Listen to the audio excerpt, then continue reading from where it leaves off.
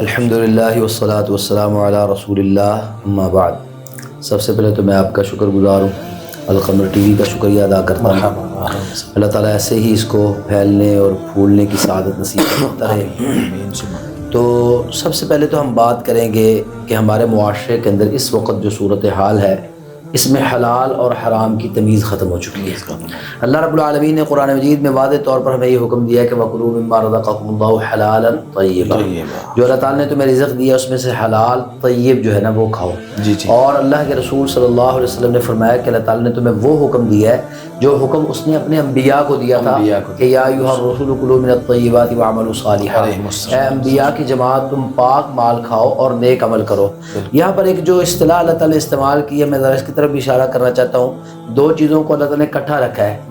کلوا من الطیبات پاک کھاؤ، واعملوا صالحا نیک عمل کرو۔ پاک کھانے سے ہی نیک اعمال کا جذبہ پیدا ہوتا ہے، نیک اعمال کا شوق پیدا ہوتا ہے، نیک عمل قبول ہوتے ہیں۔ تو جو آج کل حرام کمائی مختلف ذرائع سے حاصل کی جا رہی ہے، ان میں سے ایک بہت بڑا ذریعہ اس دور کے اندر وہ رشوت خوری بن چکا ہے۔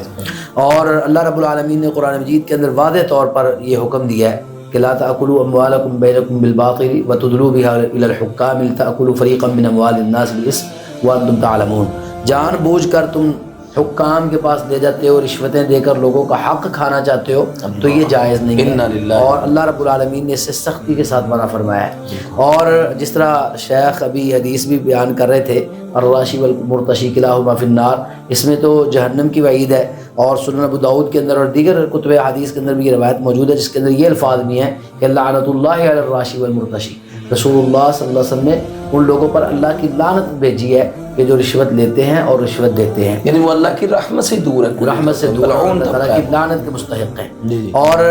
رشوت جو ہے نا یہ نحوست ہے، جس بھی معاشرے کے اندر یہ گند آ جاتا ہے پھر اس معاشرے کے اندر کوئی بھی کام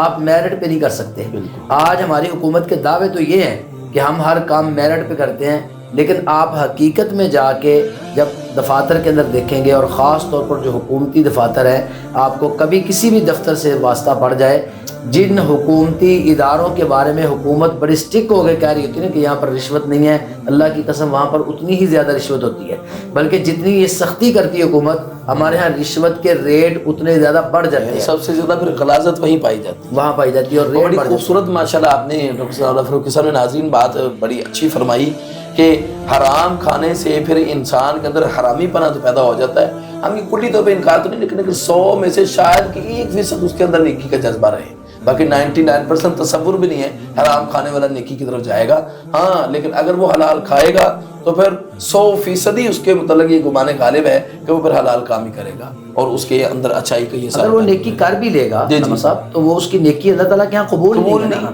تو وہ پیسہ حرام کا ہے، پیسہ حرام کا ہے، وہ تو غذی بالحرام کی کیفیت جب بن جاتی ہے تو پھر نیکیاں بھی ضائع ہو جاتی ہیں۔